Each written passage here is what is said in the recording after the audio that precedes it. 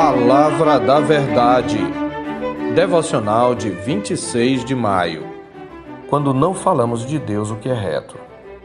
Tendo o Senhor falado estas palavras a Jó, o Senhor disse também a Elifaz o temanita: A minha ira se acendeu contra ti e contra os teus 2 amigos, porque não dissestes de mim o que era reto, como o meu servo Jó. Tomai, pois, 7 novilhos e 7 carneiros, e ide ao meu servo Jó, e oferecei holocaustos por vós. O meu servo Jó orará por vós, porque dele aceitarei a intercessão, para que eu não vos trate segundo a vossa loucura, porque vós não dissestes de mim o que era reto, como o meu servo Jó. Jó 42, versos 7 e 8. Quando lemos no livro de Jó as palavras atribuídas aos seus 3 amigos, nada vemos de indigno a priori no que se refere ao ser de Deus e aos seus atributos. Pelo contrário, em palavras poéticas bem escolhidas, eles se referem a Deus com notável reverência. Ele faz, por exemplo, diz do Senhor: Ele faz coisas grandes e inescrutáveis e maravilhas que não se podem contar. Faz chover sobre a terra e envia águas sobre os campos, para pôr os abatidos num lugar alto e para que os enlutados se alegrem da maior ventura. Ele frustra as maquinações dos astutos, para que as suas mãos não possam realizar seus projetos. Ele apanha os sábios na sua própria astúcia, e o conselho dos que tramam se precipita. Em Jó 5, de 9 a 13. Bildade, por sua vez, declara: A Deus pertence o domínio e o poder. Ele faz reinar a paz nas alturas celestes.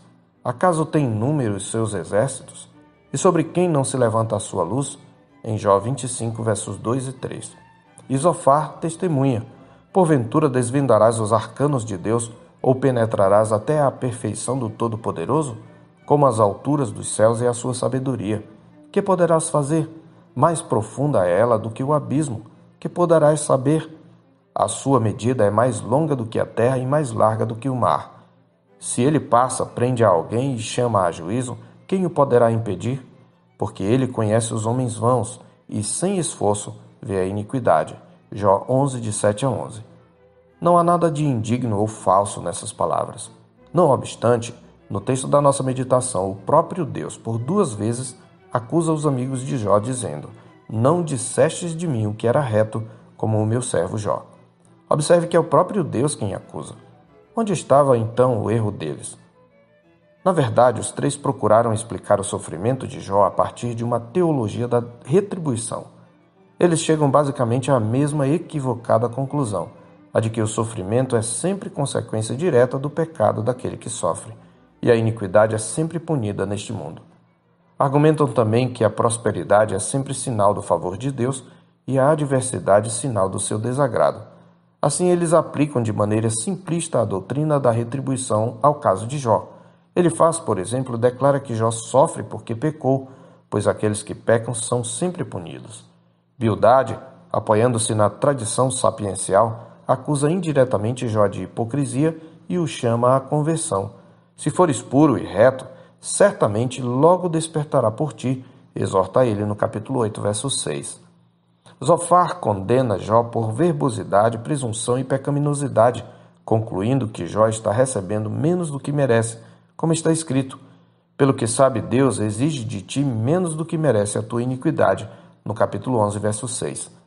Ao atribuir iniquidade àquele a quem Deus considerou íntegro, reto, temente a Deus e que se desvia do mal, e ao considerar o sofrimento de Jó como juízo divino, esses amigos estavam atribuindo a Deus atos injustos, ainda que sua intenção fosse honrá-lo. Temos aqui uma grande lição. É possível falarmos coisas honrosas e verdadeiras sobre Deus e ainda assim desonrá-lo com nossas palavras. Isto acontece tanto quando condenamos a quem Deus justificou, como quando anunciamos paz a quem Deus decretou juízo. Este último era o caso dos falsos profetas denunciados por Jeremias, conforme está escrito: Curam superficialmente a ferida do meu povo, dizendo: Paz, paz, quando não há paz. Em Jeremias 6,14 e 8,11. Sempre que atribuímos a Deus algo que ele não fez, ou negamos a ele o que ele fez, estamos desonrando seu nome, não importa quão elogiosos somos em nossas palavras. Nos dias de hoje, há muitos que negam, por exemplo, a realidade do juízo divino, porque se recusam a reconhecer a sua ira como uma de suas perfeições. Tal é o evangelho pós-moderno, como resumiu Richard Niebuhr. Um Deus sem ira trouxe o homem sem pecado a um reino sem julgamento por meio de ministrações de um Cristo sem cruz. Outros, por outro lado, recusam-se a aceitar a doutrina da misericórdia e da graça divinas, pelas quais até o pior dos pecadores pode encontrar perdão gratuito por meio da cruz de Cristo. Aliás, se ao atribuir a Jó pecados que ele não cometera, aqueles homens estavam desonrando a Deus, posto que Jó era um pecador, quanto mais não o desonram os que não dão a Cristo a posição que lhe é devida.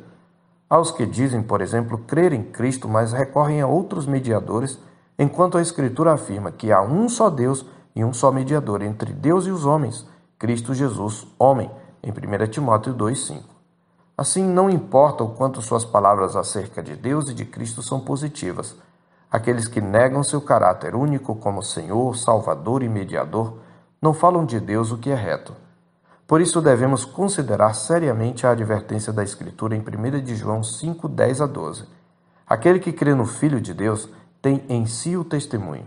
Aquele que não dá crédito a Deus o faz mentiroso, porque não crê no testemunho que Deus dá acerca do seu Filho. E o testemunho é este, que Deus nos deu a vida eterna, e esta vida está no seu Filho.